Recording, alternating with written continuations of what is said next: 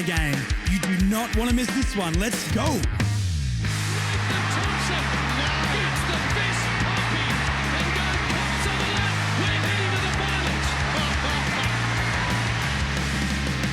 Now, Marnie, the vibes are high. We won a game. We won a game of football. Oh my God. This is literally the best day of my whole life. Now, Marnie, I have a question for you. Did you know that if you score more points than the opposition, you win the game? Mind blowing. Wild. I can't believe it. This is the best day of our lives, and it doesn't get much better than this. Would a grand final be better? Wouldn't know. Don't worry about it. This is our the grand greatest final. Day. This is our grand final. We finally have a game as as people who are 30 and under. We finally got a game to replace the 2014 elimination final. Oh my God, I am just on cloud 85 today. Wow. Okay, you take the floor for a minute or two. Just tell us how you feel and tell us how you were last night. Just give us paint an emotional picture. I don't know if anyone wants to know how I was last night. Well, they will because there's more content coming throughout the week about that. So I watched the game with my dad at home, and that's, when we don't play in Melbourne, I do watch the game with my family, and 10 minutes to go in the game, and my mum's like, right, we're going out for dinner. See you later. See you later, and it just left me for dead. A strategic call. So I'm sitting in my parents' living room by myself watching the rest of this game, and it was just, I was riding the highs and the lows like tenfold because I was alone. And yeah, obviously ended up winning the game. I just sat there and just stared into, I had, for someone who is never speechless, I actually was speechless. Yeah. And then I went out and tore up Richmond, and Swan Street did not know what hit it. Wowee. Yeah, so I look as good as I feel today. Horrible. But you know what? It was worth it. It was all worth it. It was absolutely worth it. I've never been so stressed in my life. You know how many times I was yelling, I would rather be down by 50 because it's not as stressful? It's sick. That's wild. sick, mate. I know it is. That was one of the best and worst experiences. You know when you're so nervous and you want the nerves to go away, but when you win, it's means it was actually the best instead. Yeah. That's kind of exactly how I was feeling. I'm not going to lie. When Waterman kicked that goal in the goal square and they were coming back, I turned the TV off and threw my remote and went and sat on my bed for 30 seconds. I said, no, I'm going to watch the rest of this. I can't freak out like this. And I turned it on, then they kicked more goals. But I got through it. I got through it and we won a game. Yeah, so Josh and I were speaking during the game as well in the last quarter, and I actually had to stop replying to your messages because I was like, you're going to ruin this for me. I sent you a message being so negative, and I instantly was like, oh my God, I'm such a bad human, but this is how I cope. This is why we give good content, mate, is because we cope in very different ways. I'm throw out as much negativity as possible because at least it sets my expectation low and then I can party hard when it's high. But I did send Marnie a follow-up message saying I apologise. I shouldn't have done that. Eagles hit the front and Josh is literally just about to walk off a cliff. I was so done. Then Simpkin kicks a goal and he messages me again, and then Paul Curtis kicks what ended up being the sealer, and he's like, I'm so sorry. And I'm like, I am never talking to you. This is why we don't sit together at the footy. Yeah. This is why we don't talk while the game is on, for the sake of our friendship and for the sake of this podcast. Yes. We're better just separated until we've gathered our thoughts and come back together. I can't help what I'm like. Well, I'm toxic. You are toxic. I know. I probably am in my own right as well, but I'm just ridiculously positive. And you know what? I called it. I did call it, and I said on Friday, I was like, I don't know who needs to hear this, but tomorrow we're going 1-11, and we're sitting here on Sunday, and we are 1-11. So thank you guys for sticking by us through those first 12 weeks of the season. It's been so hard, I'm sure, to listen, and it's been pretty difficult at times for us to record, but we are so excited because we're finally here. We've gathered our thoughts. We're feeling better, questionable today, and we're about to give you the best podcast you have ever listened to in your entire life. The vibes are going to be high. I just want to give myself some credit. I tipped North by 5. My heart tipped North by 5. I did say if I was putting money on it, maybe not, but I'm going to go with my other tip. I tipped North by 5 on the preview pod. I said, I'm backing North by 5, even though I don't know if that's true.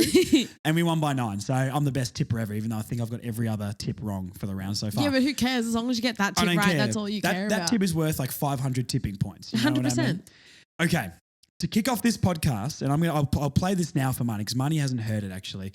Big Ant has sent us a voice message. I asked Big Ant the people's favorite. I asked you guys to roast Big Ant in the comments of the YouTube video, and you roasted him and also said some very nice, sweet things about Big Ant. Now, we love Big Ant here. I love Big Ant and, so much. He sent us a voice message. So here it is from Big Ant. Let me find it here. Here it is. We're going to play this for you guys. This is to the listeners of the Further North podcast from your favorite, Big Anthony. What's going on? It's your boy, Big Ant. It's the morning after the aftermath of what was possibly, well, what can be said about that game has already been said about the Lada Neva car. It wasn't very fast, it wasn't very good, and it wasn't very strong. I could stand here and bitch about that Elliot Yeo free kick in the last 2 minutes.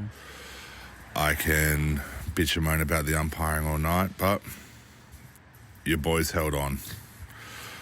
My one main takeaway and my one main gripe is now with the Closer to the Flag boys. If you honestly believe that you're closer to a flag than West Coast Eagles are, I knew you were a foolhardy bunch. I didn't know you were dumb as well. On that note, you all roasted me. To the one guy who said we'll all take a punch in the mouth for a win, I admire the dedication. I thankfully have never been in the position that you guys are. So, subtle dig. Look, it's your first win of the season. You also had your first goalless quarter of the season, so that's going to be my happy takeaway. Look after yourselves, guys. Mwah. Love ya. We did lose our streak of no goalless quarters. Yeah, I'd rather be celebrating the 4 points than the goalless quarter like we did after the Port Adelaide game. I think we need everyone send Big Ant messages and just give him a mental health check. Yeah, I think he sounded sad. And a cuddle. Maybe give him a hug as well, a virtual hug. Yeah, can you still poke hug. people on Facebook? Poke him on Facebook. Give him a little wave. What do you think of his response, his message there, Marnie? No, look, I mean, full credit to Big Ant. We love him here at Further North. And, you know, like I said, full credit for him just showing up and fronting up the next day. But you know what? All I'm going to say is that we've been stitched up by the umpires one too many times this season. And while it hasn't, whatever. Yeah. Go North. You go North. Yeah, I don't care. I've got nothing to say about that. Legitimately, we'll take whatever. So, if there's a question of umpiring, couldn't care less, to be honest. We still doesn't change the result. Yeah, I think we got our first 50-metre penalty of the year in that game as well. So let's just take it as is. It was nice. It's crazy that you can move that far up the field, not having to do anything, All right, let's get stuck into this game because we've got so much to talk about and we are desperate to talk about it. First bounce happens, Marnie. This is what I was sitting on the couch. I'm ready. I've got my game face on. First bounce happens. The intent from the first bounce, the effort and the pressure was fantastic. The hit out and it bounces over to the wing. Jai Simpkin, like the attack on the ball from him straight away, I was like, wow, I haven't seen just that sort of energy from Jai Simpkin for a long time, which we'll talk about individual players after. We'll just sort of go on the game for now. But that set the tone for the game, a real captain's performance by him. And the way he attacked the ball, Wardlaw got stuck in, and it just felt a little bit different with the intent from the first bounce. Yeah, it just felt like we had honestly come to play. And obviously that's what you do when you're a football side, not to obviously say the obvious, but you could say otherwise for us sometimes. No, well, look, it just felt like, as you said, Josh, from the start, we were hungry and we had that hunting mentality. And so often this season we haven't had that. Yeah. So often this season it feels like we've always been on the back foot pretty much from the word go, but it actually felt like we were in charge and we were in charge for majority of the game, to be honest. Yeah. And it just felt like it felt different and it felt like there was a different energy about it. And I felt like and I've said this all the first half of the season, that something is just going to click and it's all going to come together at once. And that's exactly how I felt last night. I just felt like everything that we've been building up towards in the first half of the season all made sense over 4 quarters of footy. It shows, and this is a picture of the game, but for the first quarter especially, it shows how important leadership is and the difference that good leaders and A-grade players and things like that can make a massive difference on 100%. the first quarter, effort was there, intent was there. I liked the style of game we were trying to play. There was still issues. We obviously only scored a point in the first quarter, right? Yeah. It was a 1-10, I think, at quarter time or something like that. The thing with that, and we're only going to touch on a couple of little negatives because there's 99 positives to talk about and one negative, right? We still obviously didn't execute correctly. The forward line wasn't functioning at that point. Turnovers, just boneheaded mistakes and things like that still, but we remained in the game.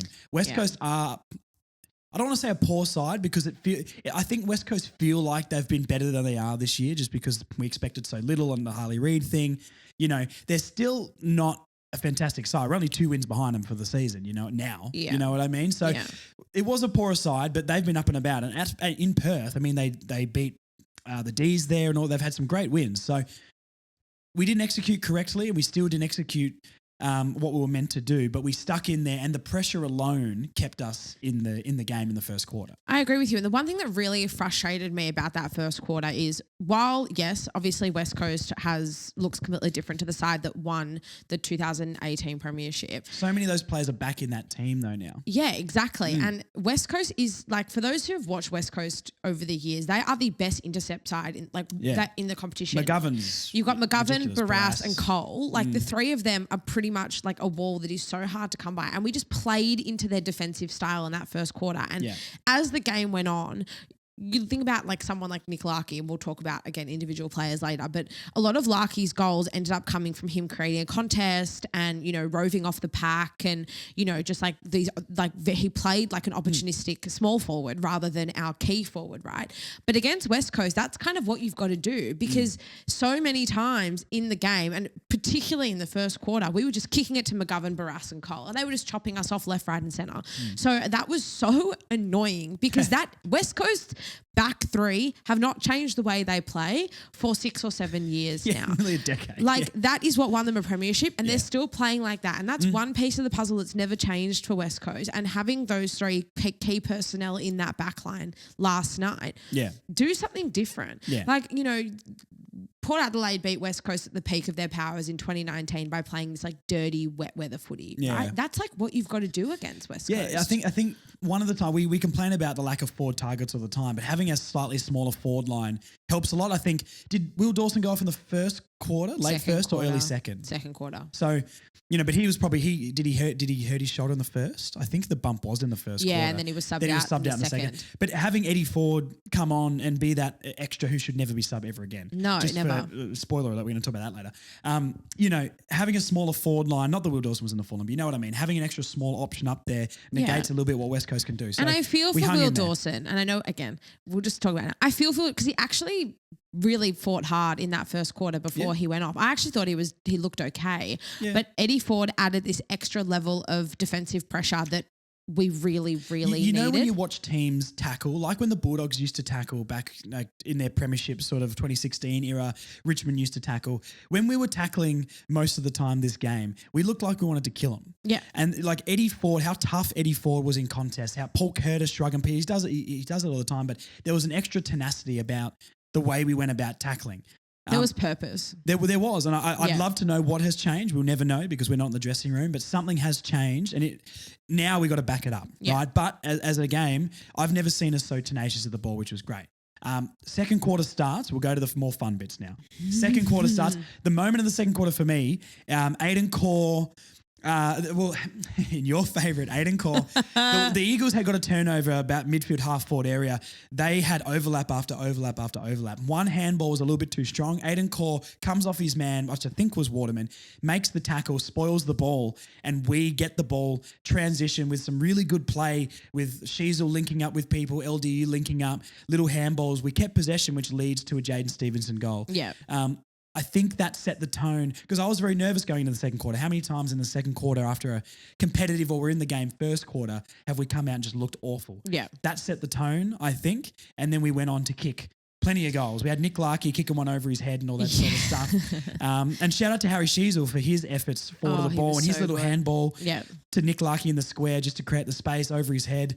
I don't know. It was party time in this quarter. It was. And, one of these things about yesterday's game is that everyone really stepped up and everyone played their part. Yeah. And I know that momentum is not a tangible thing. And we've spoken about that before, but you can absolutely feel when the energy is shifting because it shifted in that second quarter our way, and then late in the third, and then early in the fourth, it shifted back West Coast's way. I had a friend who was at the game yesterday, and she said in that fourth quarter, you could actually feel physically in the stadium the momentum shift, and West Coast fans got right behind them. So the fact that we were able to, we dominated that first quarter, no doubt. We just couldn't translate on the scoreboard, right? So then in the second quarter, to finally see that, you know, that dominance then, you know, follow Pay up. off. Yeah, exactly. And Pay be off. able to actually reflect on the scoreboard. We should have been in front at quarter time, and we should have been further in front at halftime. But I think finally a bit of reward for effort. And, Yes, 100%. you know, finally being able to, and, you know, we played fearlessly as well.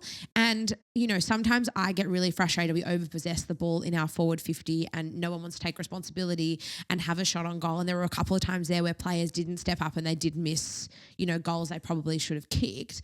But for the most part, I mean, everyone was chipping in, everyone was stepping up, and there was a real even spread. I mean, Larky's come off and he's kicked 5 and he's had his best game for the season. But, you know, for the most part, everybody's chipping in, everyone's playing their role. Yeah, absolutely. I guess it was sort of the same going into the third quarter as well. I think halftime, you never know what's going to happen. Does the momentum stop? Because we did have all the momentum at that point. We weren't incredibly far ahead, but, you know, being 10 points down and just the way we played, it wasn't a high-scoring game either. No, absolutely not. Well, none of them really were this weekend. I mean, the Saints, the Gold Coast game was gross. Anyway, going into the third, we didn't have a massive lead, but the momentum was still with us. And once again, you know, unlike the power game where we're in the game at halftime, this is when I posted up on Facebook for everyone who follows us on there would have seen that I was so nervous about coming out in the third and doing what we've done so many times. Again, like the Bombers as well and like the Saints as well, just dropping away, and we didn't. We kept the energy so high, and Nick Larky's kicked 3 in this quarter as well. We just kept rolling. Like Nick Larky did this one thing where, you know, I did say against the power, his leading and marking on the lead has been a lot better. He did this one, leading out to the pocket, and Barras was following him, and Barras was all over him. And he's just stuck his hands out and clunked it so cleanly and kicked that goal from the boundary line, which is such a beautiful kick. Yeah, he was on. He was the barometer in that quarter for us, I think. Definitely. And you can see when you've got the leaders playing well, we look like a better team. And I think another really impressive thing, and look, we kind of lost control early in the fourth, and it's happened to us so many times, pretty much every week this season when we've sort of looked like we're half a chance, is West Coast did start to come back late in the third quarter, but our ability to weather the storm, now I know their inaccuracy probably helped us as well, but our backline held up so well all day. But I think the most impressive time was late in the third when we were being seriously challenged, and we just kept fighting and fighting and fighting, and then again in the last 3 minutes when we hit the front. Yeah. I think the important thing from this game to remember though is also we got peppered this game. Like they had way more scoring shots than us. They just couldn't kick. But the one thing I think North have done very, very well, and I think Clarkson talked about this a little bit, is where we're not giving up marks directly in front of goal or in that corridor through the 50-meter arc now. A lot of their shots were wider or on the run and that sort of stuff. And we've really started to block off that corridor. So even though it's disappointing, you know, they were at 2 goals 12 at one point. You know what I mean? They could have easily been smashing it. Not smashing us, but they could have easily been winning, right? 100%. But it's where we're giving people shots at goal, pushing them wider and on the run. When the pressure's up, you're not going to get a clean shot on the run. So, you know, you're right. It's a really good effort from us. The other thing with inaccuracy is that sometimes inaccuracy is also just about winning that mental battle. And it's so rare that we've mentally been a threat, I would say, to any club at any point this season. Yes, And so while obviously, yes, as part of it is skill involved, I would say we've definitely won that mental battle, and them West Coast missing 4 shots in front of goal in the first quarter and then never really being able to recover properly in front of goal. They were like that the whole game until that patch. We definitely got into them and into their minds without a doubt. That would have played a part of it. It's intimidating, right? Like, you know, we'll talk about stats and things, but like midfield, we dominated, and around the ground, like tackles, we dominated. And the pressure was up. Like, how 100%. many times have we watched games and we can't get clean disposal of the ball because we're under so much pressure? You Yeah. can tell that they're hesitant, they're scared. Get the handball off quick, even if it's to space, because they don't want to get tackled. We were that team this time. Yeah. You know what I mean? We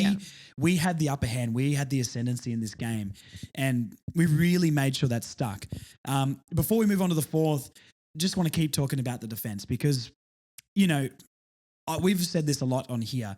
But the outside world that isn't North Melbourne think our defence is atrocious and the worst part of our game. And it was in the first month or two of the season. Yeah, but absolutely. The turnaround on how this defensive unit is playing, you know, once again, we both, and rightly so I think, but Aiden Corr's first half of the year compared to now, seeing him play well, look how much more comfortable we look in defence. Charlie Comben doing what he's done, just, you know, he took a couple of great intercepts, spoiling. He didn't mark everything, but he always was bringing the ball to ground and not giving anything up. Yeah. Callan Dawson returning. Like, we're just, Jackson Archer, we'll talk about individual players after, but, you know, them as a unit, it's just so much more solid.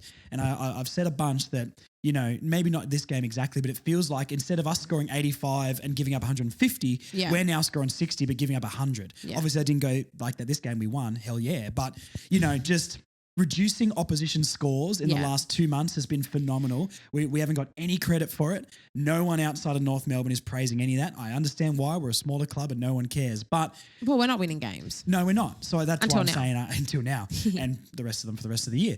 But I just want to give a massive, massive shout out to the defense as a unit. Zach Fisher, like, just the whole thing is clicking well. It's allowing our midfield to not get butchered. Yeah. And if the forward line clicks like it did yesterday, I think we had over 50% inside 50 efficiency. Yeah. Right? Was it? I've actually got it here. 51% to 43 efficiency inside 50. We won. We went more than... You know, more than 50% is awesome. It's incredible. Right? Yeah. So when our forward line clicks, look what Nick Larkey did. Building from the back, I just think we've got such a better foundation which this team is building off. Like we've sort of debated and don't fully agree on, but like the North Bowl thing sort of died after the first month of the season. And we went to this chip kick mark sort of thing, which I felt like was more control, but we weren't maybe getting the results. I think we've found a nice balance of that now where in the defense, it's more solid. We're not trying to run it out of defense as quick with this North Bowl thing, but we're holding possession, we're making better decisions, and with the defense having the stability, it's giving the midfield confidence that it can get to them, and then the forward line just feeds off that. 100%. I think balance is definitely the big word for me just across the board with everything at the moment. I think ever since that Adelaide game, I feel like everything is shifted. I feel like the team as a whole has started to click better. We've got a better balance in defence. We've got a better balance in the midfield. The forward line probably needs a bit of work still, but I think a big part of that is just not knowing who's going to be there to support Larkey. But yesterday, Larkey stepped up and then took the rest of the forward line with him pretty much. But I just think, and then we found this really good balance between when we need to control the ball and then when we actually can move it quickly, you know, down the field. I just think that our ability yesterday as well, and we'll move into the fourth quarter, I think our ability to weather the storm and to be able to stand up and respond was an incredible step forward for us, and it was an incredible sign of maturity to hold our nerve and kind of just as soon as West Coast hit the front yesterday, and we knew they were going to come back because they were they did start. We dominated that first quarter, but they did start well. They had more shots on goal, right? Yeah. And then late in the third, they looked like they were coming, and then they just absolutely burst out of the blocks, you know, at the start of the last, and you know they kicked 5 or 6 goals in a row pretty quickly and hit the front. And it was so interesting on the commentary last night when they hit the front.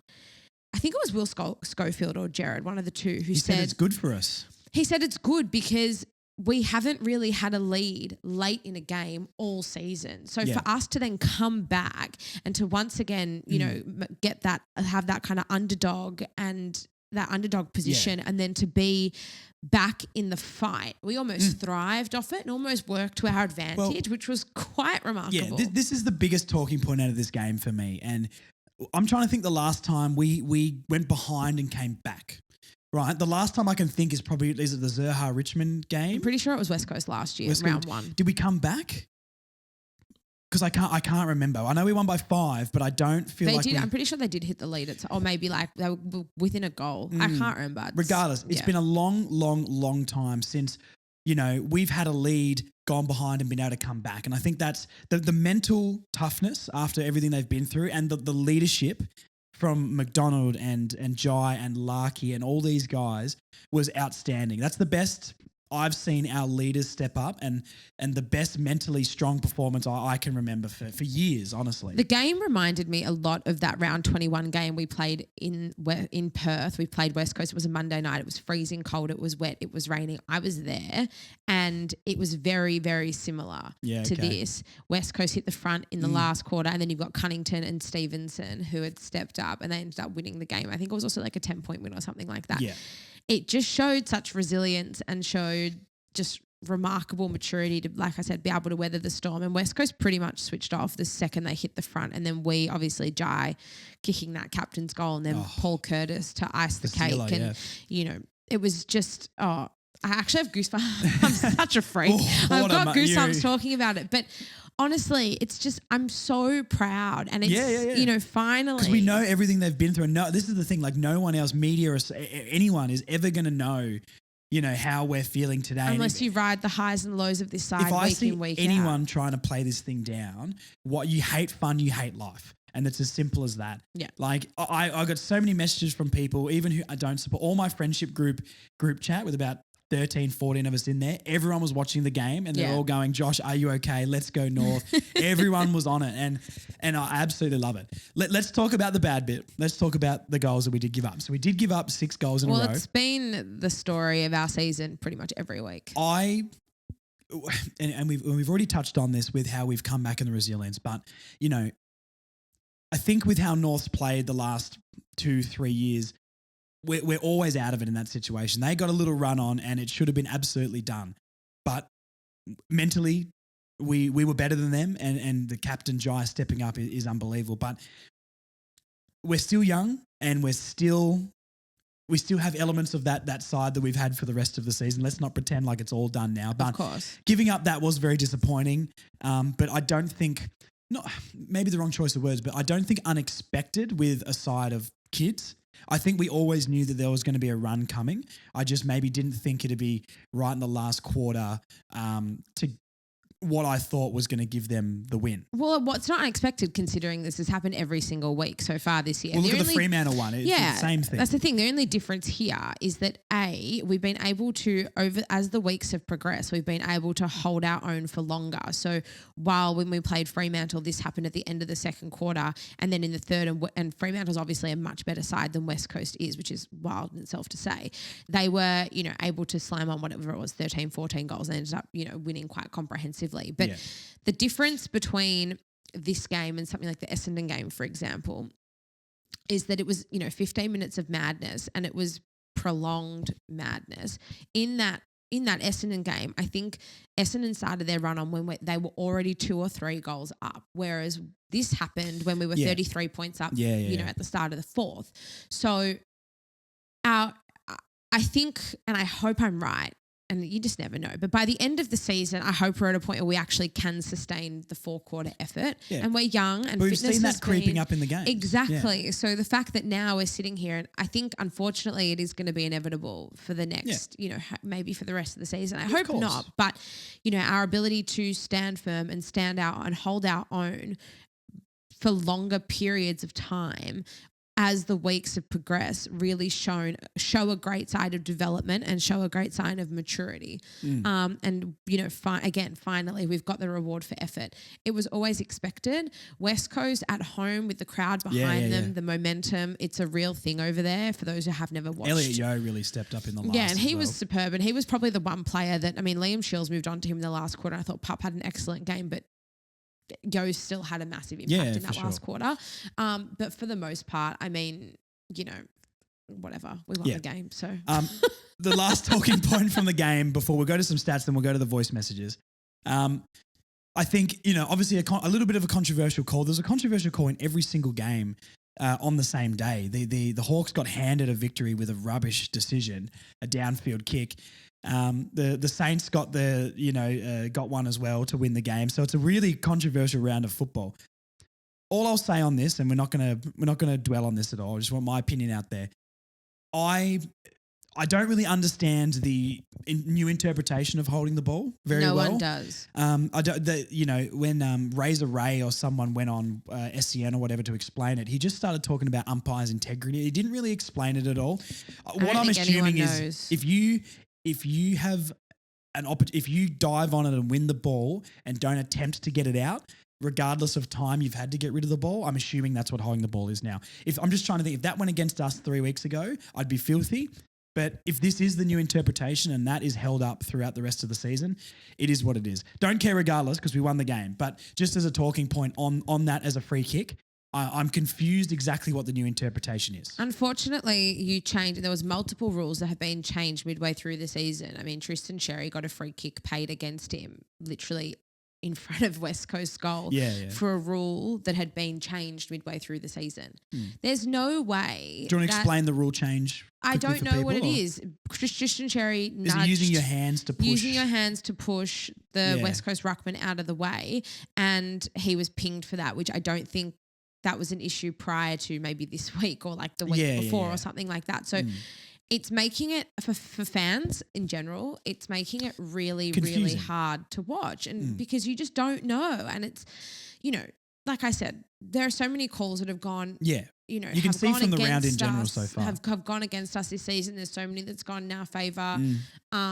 It is what it is. It is what it is. I don't know. Like for the first time, we feel like we've got one.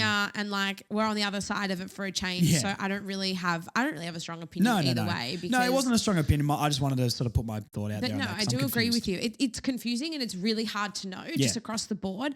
And if the AFL can't keep chopping and changing rules midway through the season because it's confusing and it midway makes the game really rubbish. Hard to watch and enjoy and just take it for what it is. Because whatever, we won the game. Go North. But anyway, just a bit confusing. Not exactly sure what the rule is. Before we go to the voice messages, just some stats I wanted to read out. We did lose the inside 50s, 58 to 43, but our efficiency 51% to 43% for them. We did win. So, West Coast inside 50, very efficient inside 50. West Coast did have the opportunities, but once again, I think it's how we push them wider with the opportunities and not giving them just shots in that corridor. Well, it was just also I think it was just the pressure and the mental stuff all game. 30 to 48 clearances won. We dominated out of the clearances, but we lost the hit-outs fairly convincingly, like 48 to 34. So, maybe not Jerry's best game from a ruckman perspective, but our midfield really dominated when that ball hit the ground, and you can see the pressure force the turnovers. We were just first to the ball pretty much every time. 6 to 8 contested marks. We won. How important are contested marks? Just 100%. Even if it's 4, 5, 6 times a game and we relieve the pressure from a pack and we get the ball, oh my God, contested marks are so important. If we win every game where we've got the most contested marks in the game, we've won this year.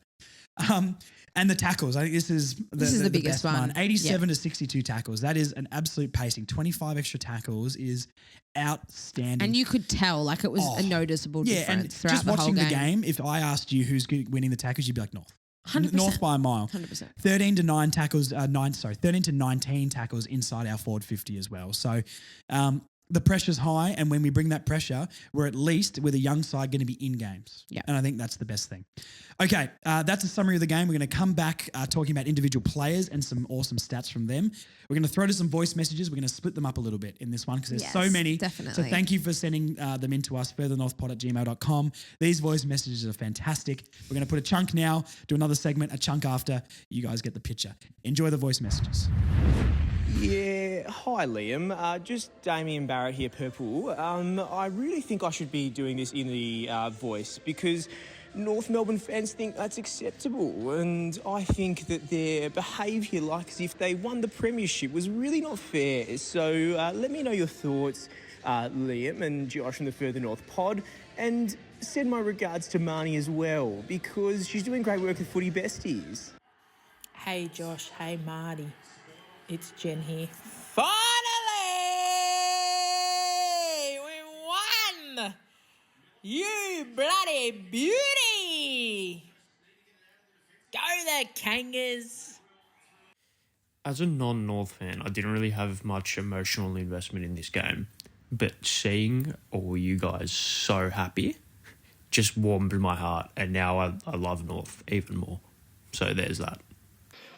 Oh my God, I have the weirdest erection right now. I don't know what to do with my hands. What do we do? What do you do after a win? I can't remember. Oh, I'm shaking. This is North Melbourne! Finally hearing that song.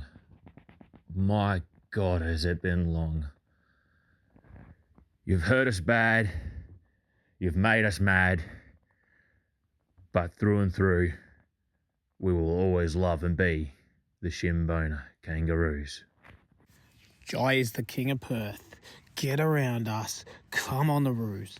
Great win by the boys. Nick Larky, you superstar. Love you guys. Stop hurting my heart how yous do and just keep on winning. Late charge to finals. Up the ruse. Yo! G'day, Josh and Marnie. Big C the Rescue Cat here. And isn't it great to finally see us pinch a win for the season? And all on the back of a dominant display by Helmet Cherry. 129 AFL fantasy points, 32 hit-outs, 10 tackles, 9 clearances, 19 touches, couple of game-saving marks in the back line. Not doing enough around the ground, my ass, Josh.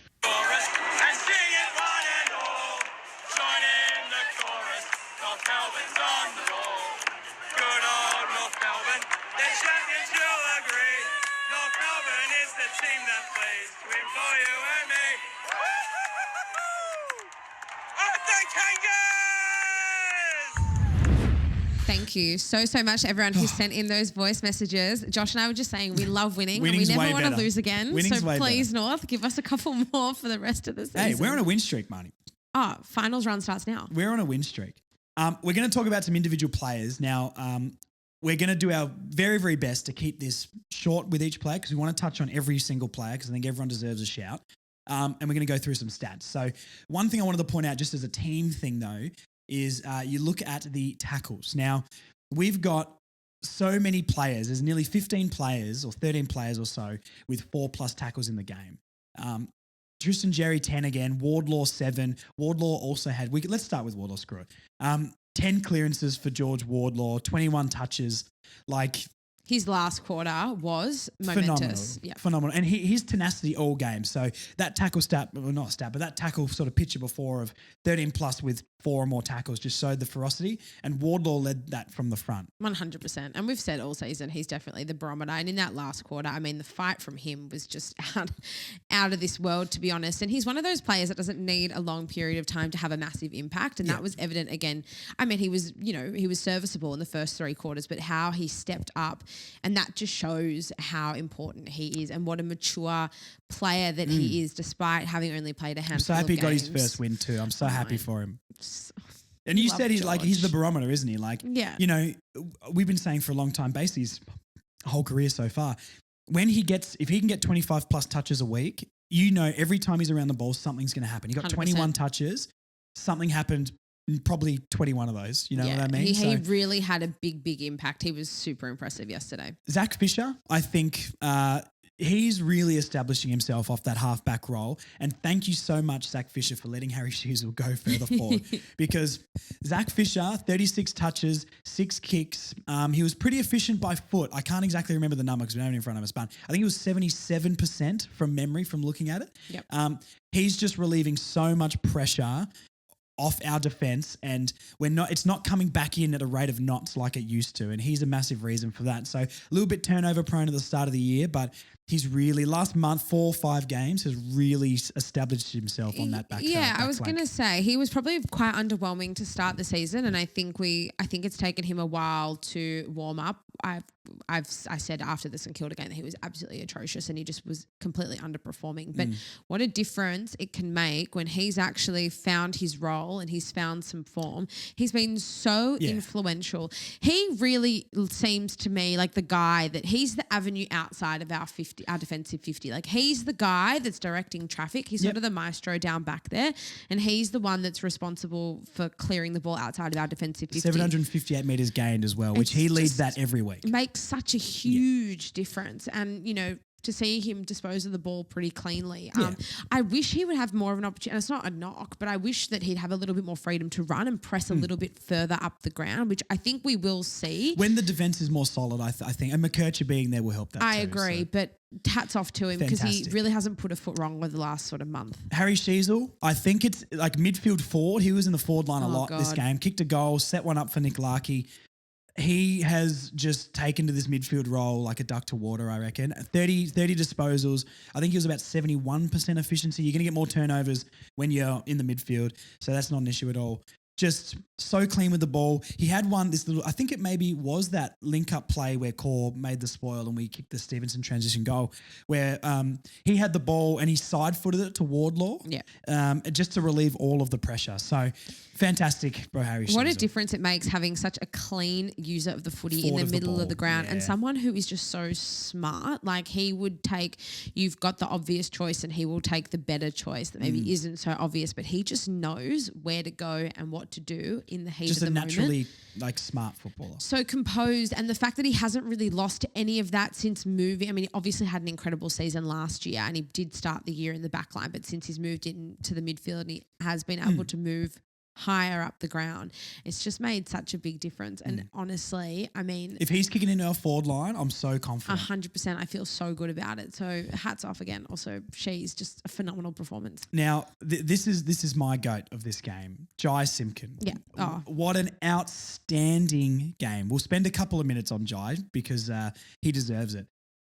He's had an awful season from Jai Simpkin, and he would be the first to admit that, I'm sure. Yeah. Luke McDonald weeks ago said he needs to step up, and he did. Jai Simpkin hadn't played for 4 weeks, I think, and that is the most captain performance I can remember for a long, long, long time. 2 clutch goals, 28 touches, 5 clearances, 7 tackles. He had his side step back.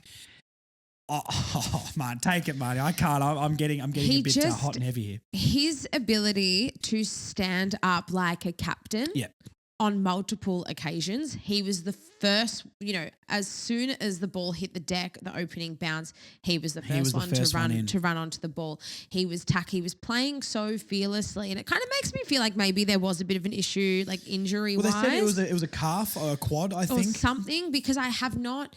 After that knock in the preseason, and then he just hasn't really seemed to be able to recover from, XYZ injuries. I just feel like maybe he's been a bit hesitant and maybe he's sort of refrained from throwing himself 110% at the footy and at the play. But my God, he was so impressive yesterday. Yeah. And I think that Luke McDonald is very much a whipping boy, but I thought Luke McDonald's game was also really solid. And I just think both of them combined yesterday stood up as co-captains of this football club and really, really led from the front. Yeah, I mean, let's look at Luke McDonald here then. 3 tackles, 4 marks, only 10 touches, but breaking up in contests, like making sure that the forwards were sort of smothered, just being a hard body in there and just showing leadership in that back line. I think he stepped up. Sometimes you just don't. Sometimes someone's impact on the game isn't necessarily reflected in the stats. Score. Exactly. And I think a lot of what Luke McDonald does is, to the naked eye, it's the 1%, it's the pressure acts.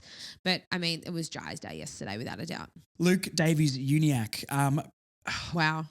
Yeah, like him or Jai, I can't, I think Jai maybe just because of the goals, but LDU was one of our best, and he's once again answering the critics of a month ago. 100%. Fantastic. 5 tackles. Only got 3 clearances, but he did his work around the ground a little bit more, linking up in transition, I think. 26 touches, pretty clean disposal.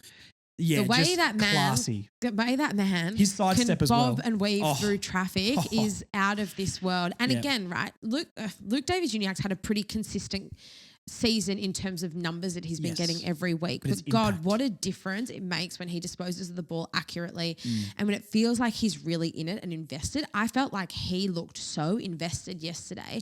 And there was late in the sort of midway through the 4th quarter, he was stuck on the bench. When West Coast were coming back. That's and you could actually see him. He wasn't sitting on the bench. He was standing up. He was like itching to get back on the ground. Yeah. And he just had an impact again straight away when he came back on the ground. He has, and I don't want to knock on him because he was excellent yesterday, but I just wish he would add a couple goals to Yep. his game. Now, Yep. while he didn't need to do that yesterday because Simpkin did step up. Sheasel did one as well. Yeah, exactly. And, we had a couple of extra contributors. I would love him to take that next step because I know that he can do it and I know that's what he can bring. If he signs again, he's obviously got next year, but if he signs that contract, and you get Wardlaws and prime shears around him, he'll step up to that level. No, 100%. So, just an excellent performance from him. Darcy Tucker, a lot of touches, and the numbers look decent enough, but maybe for me, not the best game. Once again, sort of butchers the ball a bit, looks a little bit nervy around the ball. We won't touch. I don't want to be too negative about any player today, but Darcy Tucker, didn't really do it for me in the game, but was contributed to the win. He's a hunter, which is kind of what I like about Darcy Tucker. I think you always know you're going to get 100% effort, from him. And I don't think you can ever fault that.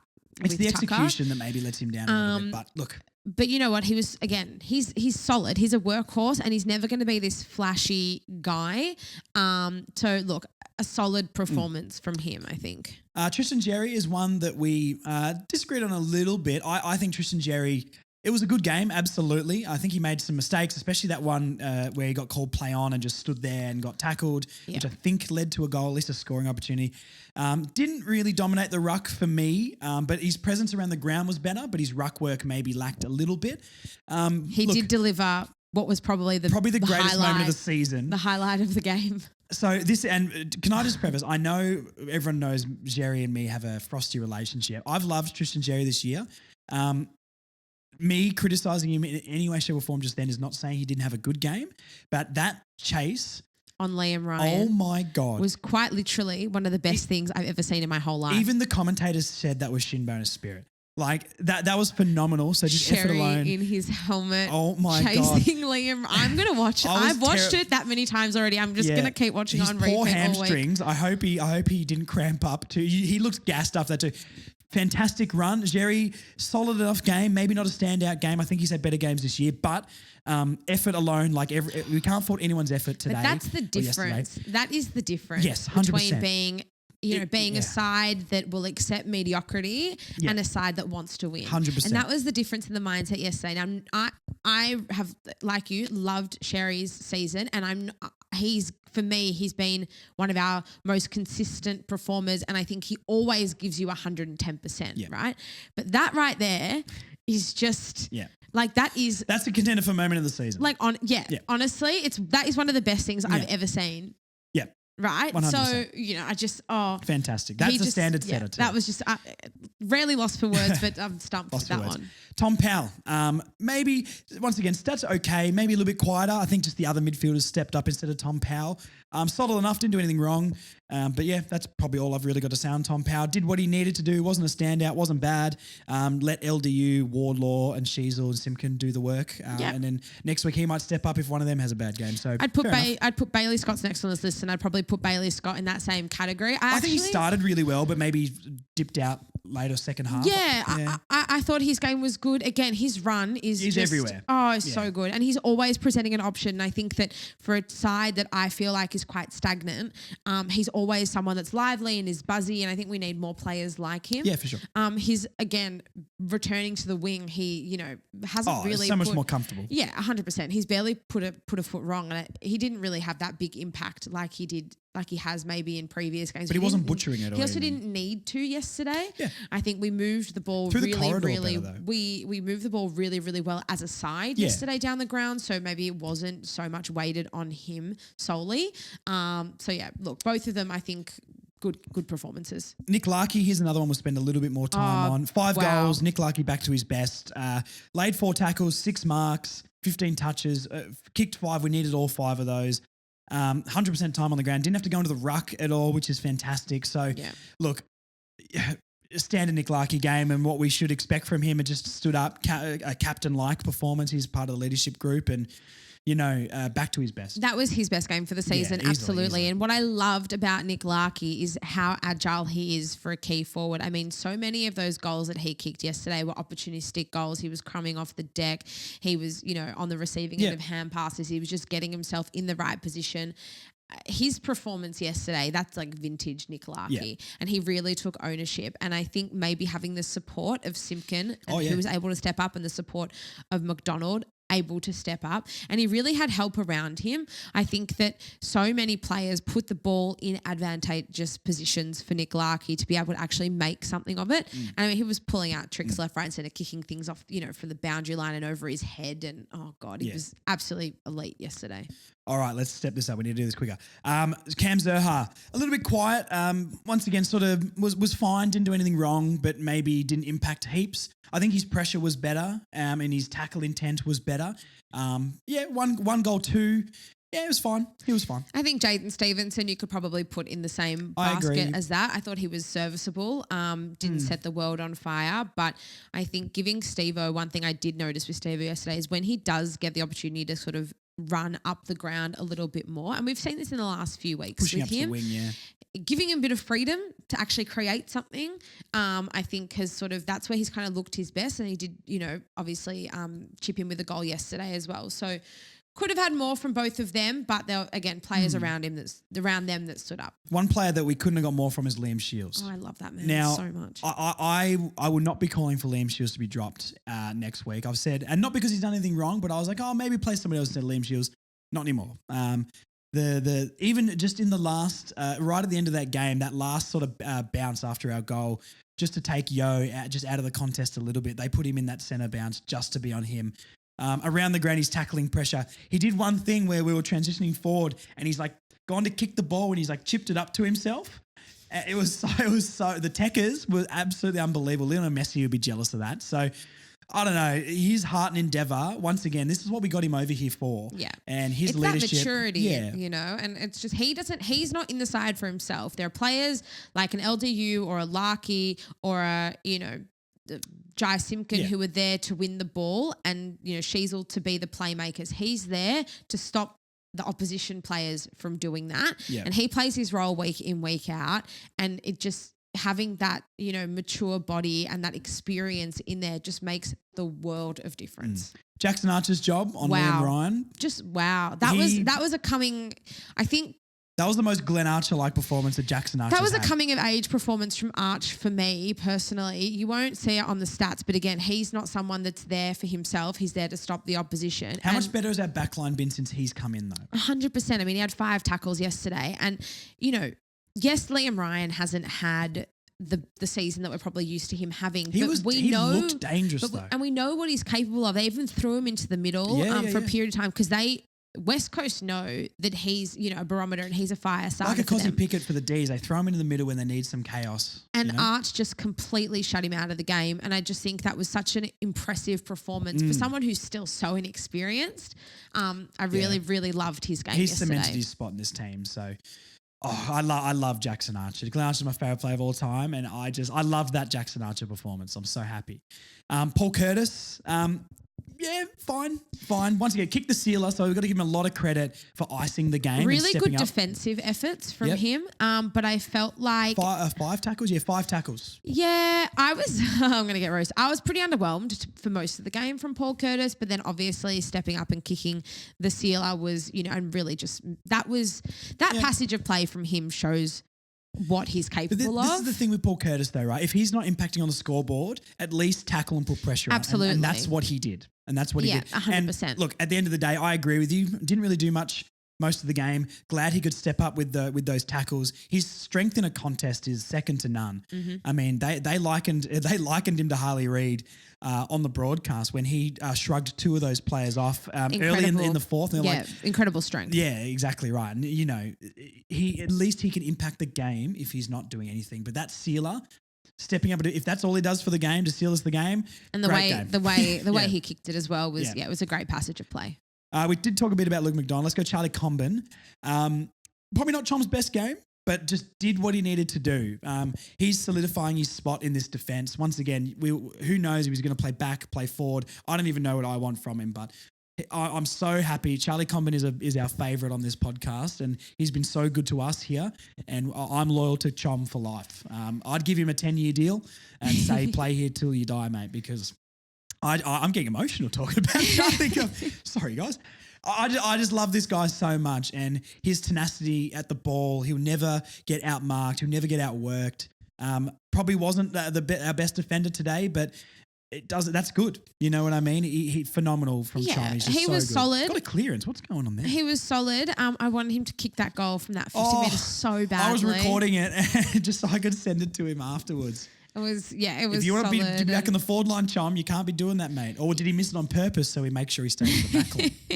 Look, he got the job done, and he did step up in some really key moments. I was so happy for him just to get the win. I mean, I'm happy for all of them, but obviously he's a good friend of the podcast, and for him to be able to just celebrate in that win made me so happy. Toby Pink, he was there, wasn't he? Was he there? He was. Sure. No, look, he was quiet. One thing I really like about Toby Pink is something that I don't think we've seen in the forward line for quite some time at North. He can make a contest. Yes. So if he's not taking a mark, he at least can create a contest and bring the ball to ground. He actually did take a couple of really nice, I think he had one contested mark yesterday, did take a couple of nice marks, but he's always, he's not a bad option. I don't know, Tyler Sellers played quite well in the VFL yesterday, and apparently so did Bryn Teakle. So there could be... Bring in Bryn. So bing. What am I saying? Like me. Bring in Bryn. So I think there could potentially be, a swap made there in the coming weeks for Toby Pink. But I actually don't mind what he brought yesterday. Look, on the quieter side, sure, but I think he did what he needed to do. The main purpose for him, or for any second key forward playing next to Larky, is to just alleviate Sherry of some pressure in the ruck. Keep Larky up forward. He doesn't need to go back into the ruck. That's silly. So look, fit for purpose. Yeah. For sure. Yeah, he did a couple of good things. Pretty fairly anonymous most of the game, I would say. But if all he did was drag a couple of a defender away from Larky, or, give Jerry a chop out a little bit, he did what he's meant to do. But that I would 100% be bringing Teakle in for him. Yep. Just because Toby Pink's been a defender for 5 years or something like that. And at least Teakle maybe is, got a little bit more potential behind him. So that's a swap I'd probably make. But look, Toby Pink got a win. First win for Toby Pink. So admin 3 from North close to the flag will be celebrating. Eddie Ford, never put this man as the substitute ever again. It actually makes me sick to my stomach. He's got such nice hair, Marnie. It's the part through the middle of his hair is unbelievable. He just played another excellent performance, and all you have to say is how luscious his hair is. His luscious hair. Five tackles, only got 9 touches, but once again, it's when he was looking to tackle, he tackled. He was so strong in the contest. I think he did give away a silly free kick in the last quarter, just getting them high. But you could tell he was going to try and kill the bloke. And I would rather them give away a free kick like that being too aggressive than just being sloppy. So Eddie Ford, he's such a spark, and he will just have a moment which will lift the whole team. Give this guy continuity. Start him in the 22.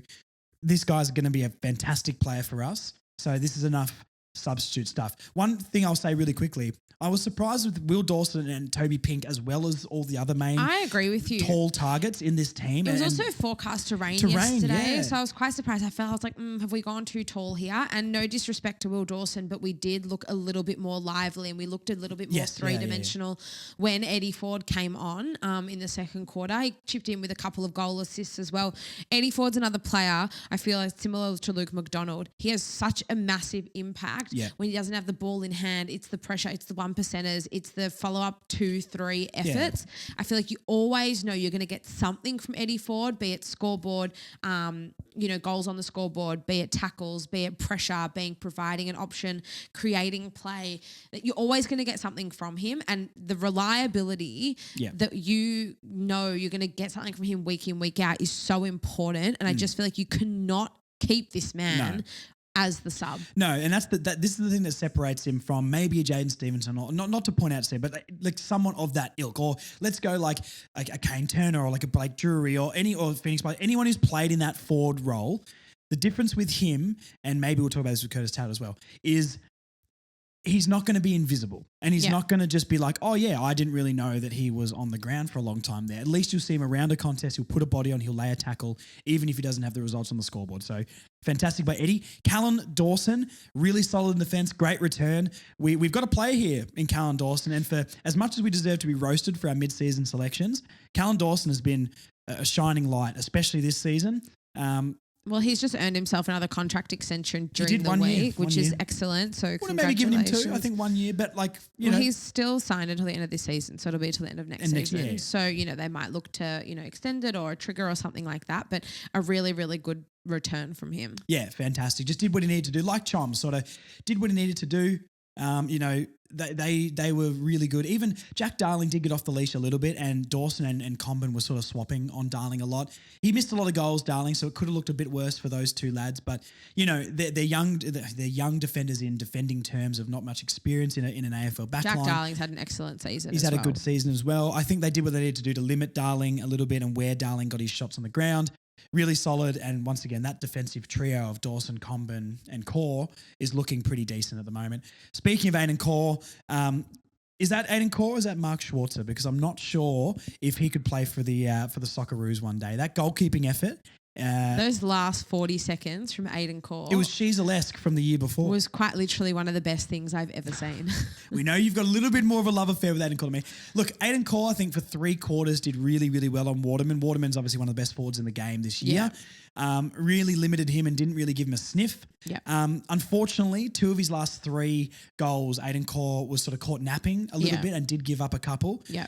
So maybe that rates his game down a little bit, but you can't fault that goal line effort. Look, that goal, if the goal did go through, we'd still be winning. So maybe it wasn't a game-saving one, but it was a game-saving one. Okay. But it's just his effort being on the ground and to touch the ball, you could see all the guys run over to him and just be like, that was a big moment. So, look, I wouldn't say he would have won or wouldn't have won. It's a big moment regardless. Aiden Core, really good game. Let them in slightly at the end, but for, 3.5 quarters of that game was really, really solid. He was 2 goals away from having another almost best on performance. I mean, he shut down King and he shut down Langford, and he was excellent on Finlayson as well against Port. So I think we're really seeing him just about back to his best. Unfortunately, like you said, he let a Waterman had 3. 2 of them were when Aiden Core he just beat out Aiden Core in a contest. But for Core to respond the way he did in those last 40 seconds, I mean, you just can't fault that effort. Yeah, the effort, and that's the thing, isn't it? Like, you even call, and you're the biggest Core fan of all, you called him a lazy player last year, which I think was correct, and at the start of this year. But, once again, you can see as a team performance, when we put in the effort and the endeavours there, our bottom 10 players will actually still be AFL players if we have intent and effort. It's not about getting all the stats. And this is the LDU thing, isn't it? Where, he's always going to rack up 25 to 30 touches, but what do you do with those? Or what do you do when you don't have the ball? Yeah. And you can see with players like that, with an Eddie Ford, when he doesn't have the ball, he does something. Now, when Aiden Core isn't, they get a run on him in the last quarter, he still has a big moment and doesn't give up. And that's the difference with players of that ilk. Last one here, we won't talk about Will Dawson. He was obviously subbed out with the shoulder. Yeah, but Curtis Taylor, underwhelming. I think the thing with Curtis Taylor for me is I said that famously said that he's got superstar potential and magic can happen and etc. I stand by that call. Oh no, you don't, Marnie. Well, not superstar. Look, Curtis Taylor could be a really solid AFL footballer for a lower level club. Good on him for breaking back into the side. His VFL performances, I think, warranted that. He hasn't been bad. I just think he's been a little bit anonymous. I think he's got to find a way to make himself more, stamp himself more on a game. Ford. Because Curtis Taylor is probably one of our best kicks in the side. He's a clean user of the ball. But also, shot on goal, he's one of our most accurate. Yes. And I think that he's got this is the thing, he's got the potential, and I do back him in to be able to, have more of an impact on a game, but he's just not really being able to break through that. Yeah, he had 4 tackles yesterday. Maybe he's playing a little bit more of a shutdown role, more of a team role rather than himself. But he's a really, really good user of the football and he's a pretty dynamic player. So I would just love for him to find a way to get more involved in the passage of play, because I think he has the ability to make a big difference. It's just maybe what's stopping him from being that player is maybe he's just not good enough to get himself involved. Does that make sense? Yeah, I don't disagree. Look, I would definitely be giving a Dylan Stevens another shot over him personally. I think the problem with Curtis Taylor for me is he's too similar to a lot of other players we've got who are better than him. And when we try and play him in other positions or other roles, he doesn't really flourish. I think we all agree we'd rather give Braden George another shot on that half forward sort of line. Eddie Ford is above him. Curtis Taylor, Jaden Stevenson's, even though he's not maybe playing the best, is still above him. It's hard for Curtis Taylor as well, but he sort of suffers not being able to play in his preferred role. But if we've got better players than him, then that's just how the cookie sort of crumbles. But yeah, look, fine. I'd probably be looking to make a change. Obviously, McCurcher's got to come back in. Not many players are going to get dropped from this side next week. No, I would avoid making changes unless we have to. Anyone in a heartbeat would swap McCurcher for Curtis Taylor. So, look, he was fine. Didn't do anything bad. He didn't turn the ball over or do anything rubbish. He had 4 tackles still. So he puts in a shift, just maybe a little bit of failure to impact on the game. But anyway, he got a win. That was our 23 last night. That was everybody. So, that's our winning 23. Oh my God. Wowee. Save this 23 and frame it, because that is one of the biggest wins ever in the history of AFL football. Thank you to everyone who sent in their voice messages. As you know, we play them every single week on the show, furthernorthpod@gmail.com. These ones are far and above the best that we've had so far this season. So thank you so much, everyone who did send them in. Yeah. We will be back to wrap up the show on the other side of these. Sean at the club champ as well. Very exciting. Hi, Marnie and Josh. Just heading home after watching the game over here in Perth. And how fucking good is it? Oh, losing my voice. Don't even care. I went with a co-worker and made an absolute fucking ass of myself. And I don't care. And to all those fucking Eagle wankers that came down and fucking started fucking harking up when they hit the front. Fucking, did you forget the fucking dick ride you took from fucking Dean Margetts in the 2015 prelim? You guys are fucking wankers, but we are the kings of Perth. We are the kings of Perth right now. G'day, MJ. How good does the win feel? It really feels like a petrol station, and we just got filled up again with happiness. Can't wait for it to run out. It's good to see a list finally starting to get set in stone for our ones. And experience really does carry teams to wins in this game. Larky, Court, Jizer, all among our best. Come on, the Roos. Is this the first time both of North's captains have played like captains? We won. What a coincidence. How about that chase down from Sherry on Liam Flying Ryan? Far out. What an absolute gun he's become for us this year. Larky, Simpkin, they're all bloody lifting up. Come on, keep it going. Oh, my fucking heart. Oh, my heart. I think I've just had a heart attack and died. Don't do that to me. Simpkin is fucking back. Back! Woo! Finally! I've seen Luke McDonald as the true captain. Today, Joy Simpkin, that was the best captain's game I've seen since Wayne Carey. Alistair Clarkson keeps saying, we've got to look at the little wins. Yeah, today was a 9-point victory. That was a little win. Now it's time for a bigger one against Collingwood. Hey Josh. Hey Marnie. Amazing. Just amazing performance. Just so proud of the boys. Amazing. We got challenged, but we won. Amazing. I'm out of voice. I'm so proud. I have a happy feeling. It's a feeling of winning, not having going home on a tram getting beaten. I'm so happy. Cheers. Loud roar from Paul Curtis's goal. That was amazing. We deserved the win. I don't care what any wet toast supporter says. Yeah, it was just a very good experience from the boys. I am absolutely positively lost for words. I woke up at 5 o'clock to watch this game. It's my birthday, and I've been crying for 10 minutes. Kanga, kanga, kanga. All right, guys. I bet you're wondering right now, while Marnie is smiling like a 6-year-old girl and giggling like a child, we've just opened up the page to get the VFL stats. And guess who? Guess who? She's just seen. Guess who? Marnie has just seen Hugh Greenwood's stats for the game. We're not going to do that now. We're going to do Sean Atley Club Champ first, though, and then we're going to talk about the VFL a little bit and wrap this thing up. So we've done so many people. We've done something today that we've never done before. What's that, Marnie? We've got 4 players who have all received votes in this week's Sean Atley Club Champ. We just thought there was, obviously, everyone was, incredible last night, and, we wanted to give everyone votes if we could have, but there was 4 players that we really couldn't separate. And so it's our club champ, so we're doing what we want. We do what we want. It's our podcast, not yours, but we love you guys. I'm having a little bit of a second thought on one thing with the club champ, and I haven't told you this. Oh God! But it's a good thing. It's not bringing another player in. It's You're renaming it to the Aiden Core Club champ, aren't you? No, the Jasper Pittard club champ. Oh, even better. Is it?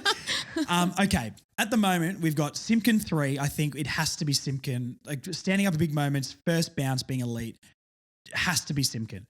Got LDU 2, Larky 1, and Sheasel has to get a vote. Yeah, so Sheasel also gets one vote. The thing I'm debating, and I kind of want to change, but I'm not. But I also don't want to change it. Does Larky or LDU get 2 votes? Because Larky kicked 5. We needed all 5 of those. There's a part of me that wants to put, just for the captain to stand up like that, I kind of want to put Larky 2. Yeah, I actually rate that from you. Yeah. Yeah. If we go Simpkin 3, Larky 2, LDU and Sheasel 1 each. Yeah. Wow. That was a lot easier than I thought, guys. Oh my God. No, yeah. I'm just thinking about it. 5 goals in a game that was low scoring after the year he's had as a leader. It's worth more than 1. Yeah. LDU, fantastic. Yeah. LDU is going to rack up plenty of votes in this competition over the season. I just think on that game, Larky maybe edges it. Yep. Yep. All right. Simpkin, Larky, LDU, Sheasel. Yep. Unbelievable. That was great. Well, that was actually a lot more civil than I thought it was going to be. For a change. The counselling's working, mate. Oh, my God. Shout out to our marriage counsellor. Okay, VFL. Now we can talk about Hugh Greenwood. Marnie's going to very briefly touch on Hugh Greenwood, and I'm going to hold her accountable to that. North Melbourne played the Coburg Lions. Coburg. 66-60. I think it was a tight. Didn't they come back? I think I heard. Yeah. So North did lead. They got out to quite a handy lead by 3/4 time, and then Coburg did fight back. A very similar way that West Coast fought back against our seniors last night. But the VFL side were able to hang on and take home a 6-point win. Charlie Lazaro, Greenwood, Phillips, Hardiman, Sellers stepped up as well. There was quite a few AFL listed players. We got our first look at Teakle as well. And I think Geordie Payne played. He did play. too. Geordie Payne was pretty quiet. I think he only had 6 touches. 10 touches. 10 touches, sorry. Braden George, sorry, I was thinking I've had 6 touches. Yeah, look, we didn't really get to watch the game. Unfortunately, I was at work, so we can't comment too much on it. I'm just looking here. Like Biggie only had 1 disposal. I wonder if he got injured or didn't play. Like Drury and Go 2 disposals each. Geez, that doesn't look good, does it? Let's concentrate on positives. Lazaro 36 touches, 5 tackles, 7 clearances. Hugh Greenwood. Now we'll give Marnie the floor for 1 minute. I'm going to time you, Marnie. See the clock here. It's going to go to 4 minutes and. Go. Hugh Greenwood had 29 touches, 12 kicks, 17 hand passes, 8 tackles, 13 clearances, and it's incredible what you can get from him when you play him in the middle. Go on, you've still got some time. You've only spent 15 seconds on that. That's all I needed. The stats speak for themselves. Look, it's a really hard thing with a lot of these players. I mean, not just Hugh. I mean, Hugh was obviously excellent, but Charlie Lazaro as well had a great game. Riley Hardiman as well. Yeah, 23 touches, 10 marks for Hardiman as well. Will Phil looked pretty good from the highlights that I saw, but the hard thing is that we won. Which is great. Don't get me wrong. I'm definitely not complaining that we won, but it's going to be really hard for these guys to break into the side because I would avoid making changes unless you have to. Like Will Dawson will probably miss now if he's injured. But besides that, I mean, who do you really, I'd avoid making too many changes. Can I talk about someone who has been talked about a lot on social media in the last couple of rounds of the VFL? Sure. Hamish Free. Okay. Now, him in his last couple of games, his stats, he kicked a goal again, 17 touches, 28 hitouts, 5 tackles. I'm not saying this guy's going to be an AFL player, but from looking like Jacob Edwards 2.0 to looking like a competent player in the VFL who maybe could be in discussion if we did have injuries, I just want to shout at Hamish Free for looking like this season he's improved a lot because he barely got on the stat sheet last season, and we were all in agreement that he's probably delisted. I don't know. He's been a lot better the last few weeks from the stats and the highlights I've seen. Once again, I'm not going to pretend to be a VFL aficionado. I watch the games if I'm free, but a lot of them are on Saturdays, and I can't watch them because of my work. Shout out to Hamish Free for being for improving a lot this year. What's happening to our ruckman? Who's our ruck coach this year? They're all getting really good. Great. It's one problem that I thought we would have that we don't have to worry about anymore. Tyler Sellers, 3 goals, 3 behinds. Obviously could have had 6 then, 16 touches, 7 marks, a little bit of a return to form. Don't think he's really a shout to come back into the first team. I think Teakle probably gets a shot over him just because he's new and something different. But Well, Tyler I guess Sellers, Teakle does offer that ruck element, which is really handy, and we don't have to worry about bringing Larky out of the forward line. Look, I mean, I think at some point Sellers will get recalled. I think Teakle should also get a run at senior level, but it's really just when these guys do present performances like this, I think they do need to be rewarded. you have to get rewarded at and I some think, point. You know, look, Toby Pink is probably one I would say we could try a different option. I'm not saying Toby Pink was bad, but I would like to try and find someone maybe can produce a little bit more. Maybe hit the scoreboard. Yeah, maybe hit the scoreboard and be a better ruckman. You know, I think we can all confidently say that Teakle is going to be probably a better ruckman straight off the bat than Toby Pink because Toby Pink's never played that position.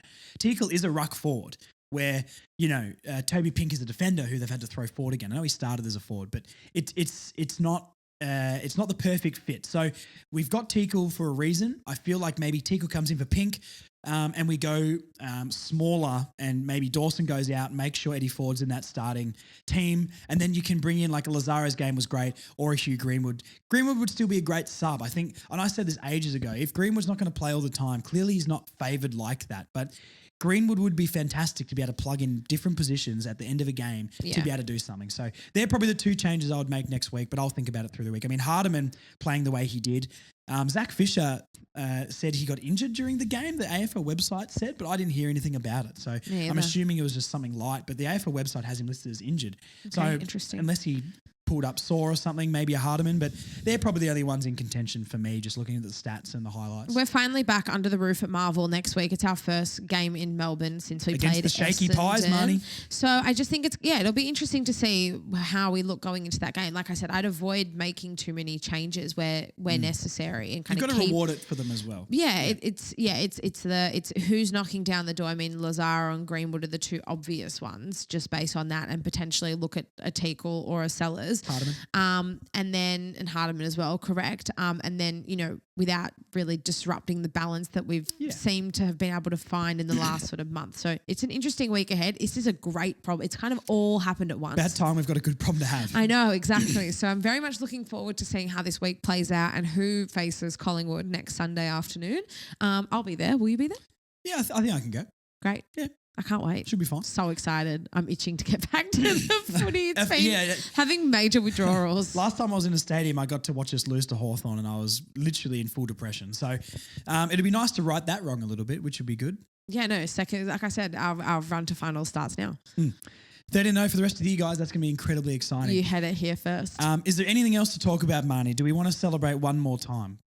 I just love winning so much. I just love winning so much. We've got a taste for it now, and this is the expectation every single week. Yeah, no, we're never losing again. No, we're never losing again. This is the best day of our lives, best week of our lives, best year of our lives. North Melbourne is the greatest football club in the history of all football codes, including rugby, soccer, whatever you want to think about. No one is as good as Harry Sheasel. We are truly massive. For those who do want to continue riding the highs of this week into the next few days, you can catch us on socials, Further North Pod, across Facebook, Instagram, Twitter, TikTok and YouTube. Hi, YouTube. We went viral on TikTok, Marnie. Should we talk about that? Yes, we did make a fun little video that did get 15,000 views at the time of recording, which is awesome. So thank you to everyone who Further shared North is that viral, around. guys. We are the best content on the internet. And if you don't want to be viral with us, you should be viral. That's just my brain you're stopped. missing out. Just follow the TikTok. It's really good, and you get to see our faces. Some maybe more Marnie's because I don't really understand TikTok. I'm a boomer, but Marnie's going to help me with TikTok, and we're going to do it more because we're massive, and people love North Melbourne now. We're the most popular club in the league. We are, like I said, we are truly massive. Oh, we won a game, Marnie. I'm losing my mind. We won a game. Oh, that's what I'm talking about. Oh, sorry, I had to get it out. Sorry, Marnie, I just lost myself completely. I don't know. I just lost myself. I just lost myself. And now I was not expecting. No, I wasn't expecting it either. I'm so happy. My God.